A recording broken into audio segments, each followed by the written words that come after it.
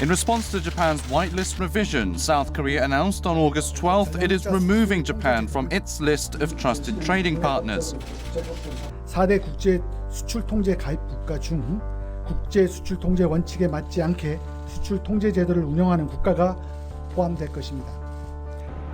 In its newly established export control system, South Korea has downgraded Japan from its top-tier list of nations subject to preferential trade treatment.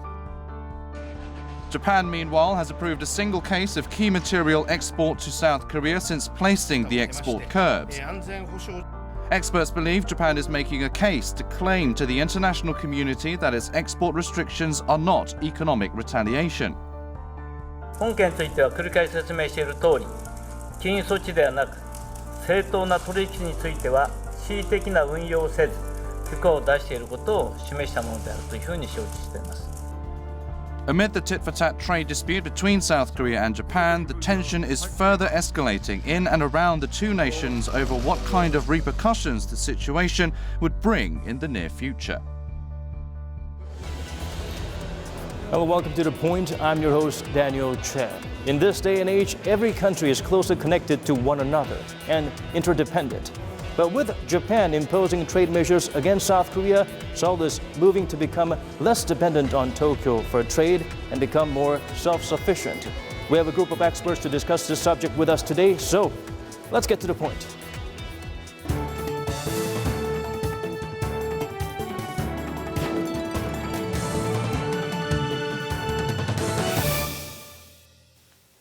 To help us dissect today's topic into digestible bites, we're joined in the studio by John Park, Professor of Law from Handong University.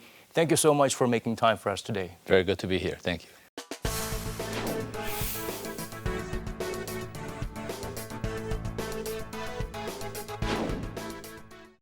Well, August 2nd is when Japan decided to announced they will remove South Korea from its whitelist, and South Korea responded with a measure to remove Japan from its list of trusted trading partners.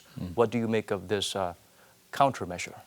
Well, politically and diplomatically, it was very difficult for Korea not to respond with some in-kind gesture. For Japan to take Korea off of its whitelist, Korea is in a difficult position not to do anything, so they had to respond in kind, and so it's very understandable from a political standpoint that that had to be done. Right. Some point out, or rather some analysts are concerned that this could trigger stronger measures from here on from both sides. Indeed, this could escalate. The question is to what extent this removal from both sides will ultimately affect how it will be implemented. The enforcement part of the nuts and bolts of how this will play out, it will be a critical issue. What do you make of the intensity or the effectiveness of South Korea's measure? As you mentioned earlier, it was an inevitable move, but what about the effectiveness of it? Because I think the Koreans see this as a symbolic move by the Japanese, and so more than some catastrophic economic effect that this trade spat would have, both sides are symbolically gesturing to each other. Do you want to do that? Okay, then we have to do this. And let's see where this goes, kind of stance that both sides have to take, unfortunately. Right. Japan's whitelist will be operational on 28th of this month. For South Korea, our move will be effective as of September. So this is how things would change. Let's take a look at the chart we have prepared. And judging by the numbers, it looks like Japan's measures are comparatively tougher than that of Korea's. Yeah, if you look at, it doesn't take much to notice that there are lopsided differences between Japan's measures and South Korea's measures. Here, particularly if you look at the validity period, once the export items are approved, for Japan to South Korea, it would be 6 months, whereas from South Korea to Japan, would be 2-year validity period. What's also interesting, of course, is the processing period that it takes for an approval application to be processed. In Japan to Korea would be less than 90 days, whereas in South Korea to Japan would only be 15 days. And so there are lopsided differences, but the key again would be enforcement of to what extent, how strictly, with prejudice or not, that these regulatory schemes would be strictly applied or loosely applied. And that remains to be the interesting question. It's not what's announced, but how they enforce it. Japan seemed to have a little bit of cold feet initially after announcing that they're removing South Korea from its whitelist. They also announced that certain companies, Japanese companies, will be spared from such complications. So what does this tell about the Japanese government's move regarding this trade measure against South Korea? Yeah, the Korea industry minister recently told reporters that they are open to having further discussions before the measures actually take effect. So it remains to be seen how this will be played out. But when both sides are anteing up in this figurative game of chess, the pot gets bigger and the stakes become higher. And so to what extent this spat will escalate into a deeper conflict that rises to the level of, let's say, tariffs or sanctions or some other talks, those words that pop up would be something to watch. So it may look like Japan is loosening its curbs, according to some analysts, but others think differently. Why is that? I think that it's not clear at this point to what extent the economic, this regulation will have, what type of toll it will have. Of course, this is going to hurt the Korean side in the semiconductor business, and because of that, it's going to have some domino effect to other industries. But it's not clear whether Japan is really curbing or taking a step back. So far as it seems, they haven't really taken a step back, and now it's just both sides trying to figure out what this really mean in the short term and, of course, the long term. All right, Professor, let us now extend our conversation to some foreign experts that's joining us. Time for a Skype discussion with experts from Germany and Hong Kong. Brian Mercurio, Professor of Law from the Chinese University of Hong Kong, and Helmut Wagner, Professor of Economics from the University of Hagen, are with us today. Welcome aboard, gentlemen. Hello, thanks for having me. Thank you for having me. I'm delighted to speak to you. Delighted to have you guys with us as well. The first question is for you, Professor Wagner. How do you think the South Korea-Japan trade spat would affect the global economy? Okay, that's a very important question. I think alone the Korean-Japan conflict will not create a lot of troubles for the global economy, at least not in the medium term. In the short term, there may be some transitory effects on the tech sectors and so, but it's manageable for these sectors after a while. But together with other trade conflicts worldwide, such as Trump's threats of tariffs on China, Germany, and other countries, and the retaliation measures to be expected by these countries, and not last but not least, the Brexit, they together will create rising uncertainty, and this will lead to harming the business investment, decreasing output, and eventually may lead to a global economic recession. And in the midterm, it is possible if the central bankers overreact, it will lead to a financial crisis. Definitely, it will lead to a reduction of global supply chains, especially in the tech sectors.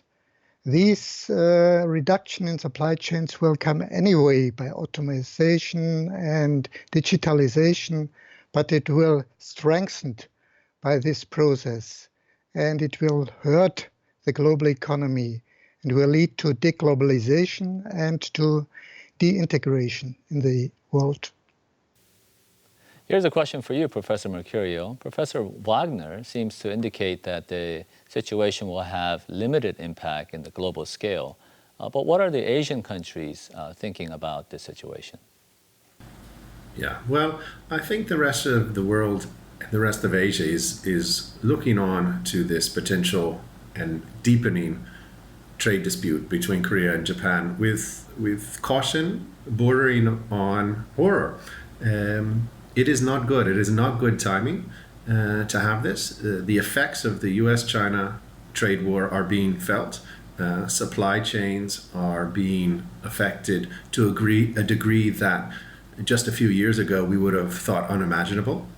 And to add two major players in the high-tech field disputing now, it will bring further uncertainty and it will add cost. The bottom line is it's going to add cost. It's going to add cost to middlemen, it's going to add cost to manufacturers, and it's going to add cost to consumers. This is not what the world economy needs.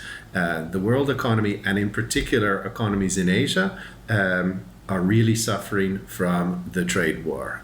Singapore recently revised its growth forecast for the year downward quite significantly, caught the market off guard there. The Hong Kong numbers are coming out soon. It will likely go into recession at some point in this quarter, which again, unimaginable just a year ago. So the rest of Asia is looking on with great interest, but with concern and with worry, because the potential here is really to cause numerous economies to go into recession. Well, we'll have to put a pause button on our conversation for now. Apart from the economic effect of the bilateral dispute, we would also like to know about the repercussions in other fields, so let us roll the clip to find out more. As Korea-Japan trade spat continues to draw global attention, a Japanese-based media has recently filed a report that stirred up controversy in Korea. On August 11th, Mainichi Shimbun reported that the US is supporting Japan on the issue of forced labor victims. The Blue House said the next day the report from the Japanese press is erroneous, according to US officials closely involved with its National Security Council. US President Trump, meanwhile, said he wishes the two countries get along with each other and form a stronger alliance. Yeah, I'm concerned that they're not getting along with each other. They have to get along with each other. If they don't get along, what are we doing? They have to get along with each other. It's very important. As the trade tension between its two Asian allies is intact, the US, who so far remained passive on this issue, might have to take a step to settle the dispute.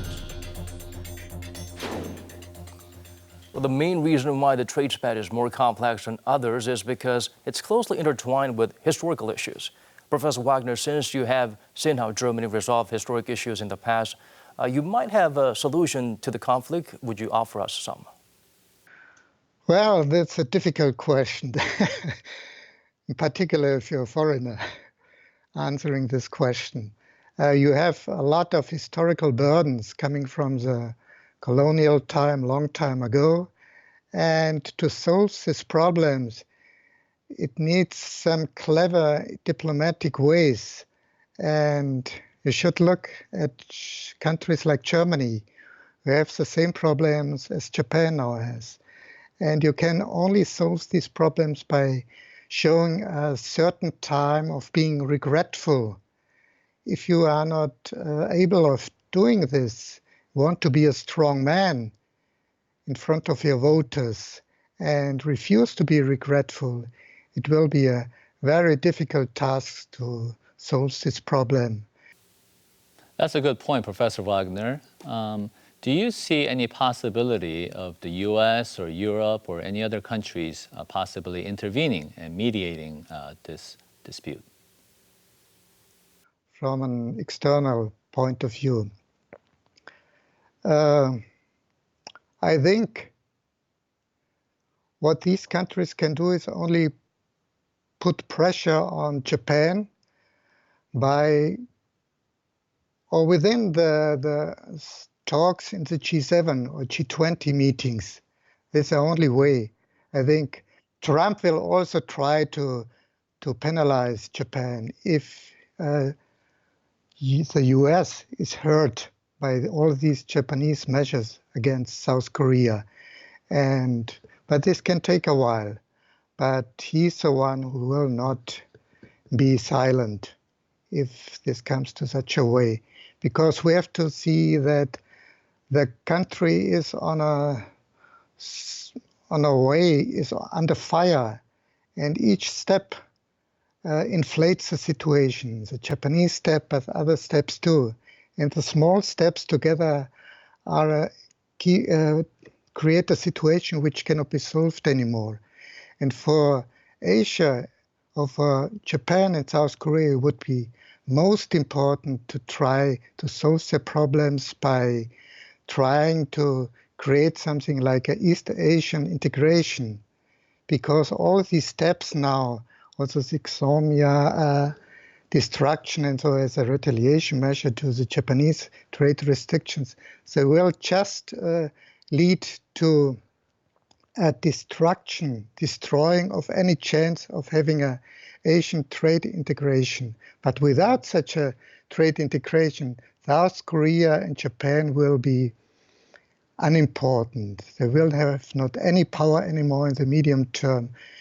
They will not be able to compete against the big nations or like the US, China, or Europe. That's the only chance, and you should not destroy this chance by these steps. And we can do not so much. It's your task to solve the problem.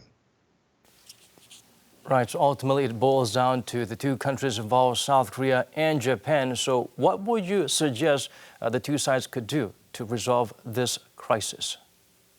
Now, it's probably very simple to resolve this. Simple in theory, hard in practice. Of course, Korea would have to backtrack on the claims and the potential expropriation of Japanese property, and Japan would, of course, have to back down from its retaliatory measures in this area of chemicals and whatever else may come. So we need some sort of détente, we need some sort of negotiations between the two countries to go back to normal relations. Now, again, this is not the trend. This is not what's happening here. I don't think a third party can come in and resolve this dispute for the two countries. I think it will take the two countries to sit down and backtrack, to cool off. And maybe now that Korea takes retaliatory action to Japan, in a few months' time, we'll see some economic effects of that. We'll see some economic effects of Japan's moves. We'll see how the governments in both countries are managing the new regulations, and maybe this dispute slowly peters out. That's the second best option. The first best option is, of course, that the countries get together and sit down and resolve it. But I think the chances of that right now are looking extremely bleak. All right, thank you so much for your time and your insights. We appreciate it. Thank you. Coming back to you, John, I'm going to ask you a question about Japan's trigger point, the reason why they decided to choose to impose these economic retaliation.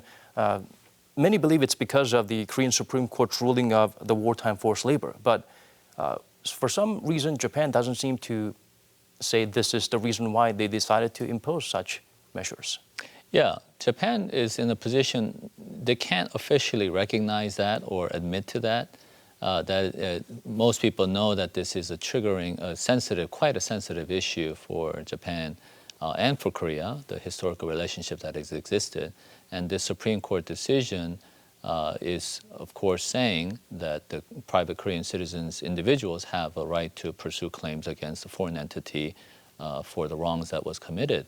And so Japan would not be in a position to readily just acknowledge that and accept that. Right. From a legal perspective, you being a former prosecutor, could you share with us your take on why Japan is so upset with the decision, and also what justifies the South Korean court's ruling? I think what justifies, maybe I'll answer that question first. What justifies the ruling is that this is a ruling that has taken over 13 years in different series of cases that have gone up to the Korea Supreme Court. So this wasn't a reactionary decision that just in response to something that recently happened. There's lawyers who are involved on both sides. There were ample opportunities at 3 tiers of levels of appeal that ultimately culminated in this decision. Under Korean law, the Supreme Court is recognizing that individuals do have a right to pursue a tort claim against a foreign company. And under Korean law, that is allowed. And so that's the decision. The Japanese, of course, are not do not like this decision nor and want to appeal it further, which they can domestically in Korea, but they would like to address their grievances in an alternative way. Right. The Japanese media tend to point out the 1951 Treaty of San Francisco, something that made this a closed book, that it ended Japan from having to provide compensation to those affected by its war crimes.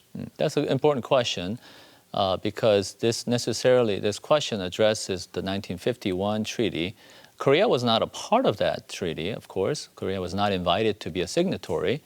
The 1965 Japan-Korea Treaty is something that they also point to that says that Korea may not be foreclosed from pursuing claims. But again, this is an individual state citizens who have an opportunity to pursue claims legally under domestic law. And so the Supreme Court is recognizing that Korean citizens can do that. And the Japanese government is insisting that we should try and have an effort to influence an independent decision of this judiciary. So it seems somewhat irrational because we are run by three separate branches. Indeed, Korea is run by, there is separation of powers in Korea, being a civil law jurisdiction.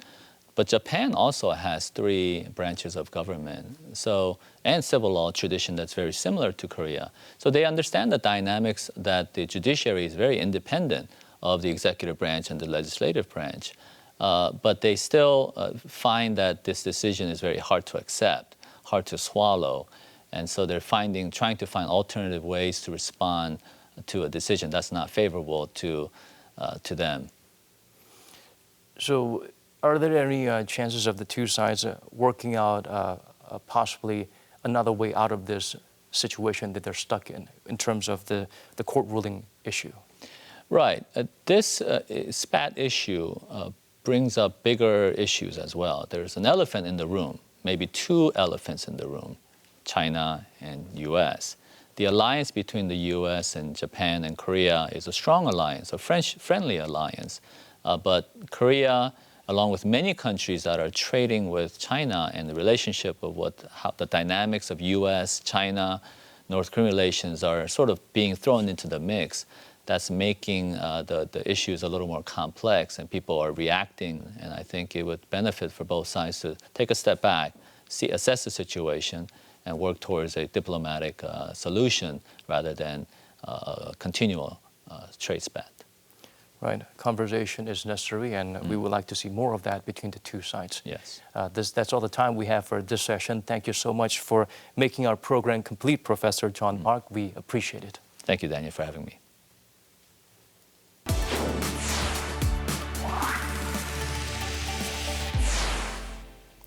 We're not seeing any positive changes in South Korea and Japan's trade dispute. For the latest in this development, let's roll the clip. Building an unshakable nation. That was the theme of President Moon's message to mark August 15th, the nation's Liberation Day. Speaking during a national ceremony held at the Independence Hall of Korea in Cheonan, Chungcheongnam-do Province, President Moon Jae-in said despite Korea becoming the economic powerhouse and the world's sixth largest exporter, the nation still has a long way to go in becoming an unshakable nation as it remains divided.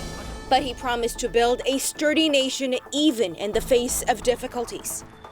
저는 오늘 어떤 위기에도 의연하게 대처해온 국민들을 떠올리며 우리가 만들고 싶은 나라, 아무도 흔들 수 없는 나라를 다시 다짐합니다. And to achieve that, Moon highlighted three major goals. The first, upholding free trade and facilitating cooperation in East Asia as a responsible economic powerhouse. The president said through the nation's firm grip on economic sovereignty, the country can stand strong as the owner of its own destiny. And he solidified the nation's will to overcome Japan's trade restrictions against South Korea. 일본의 부당한 수출 규제에 맞서 우리는 책임 있는 경제 강국을 향한 길을 뚜벅뚜벅 걸어갈 것입니다. And the president gladly left a door open for possible dialogue between Seoul and Tokyo, should Japan choose the path of cooperation.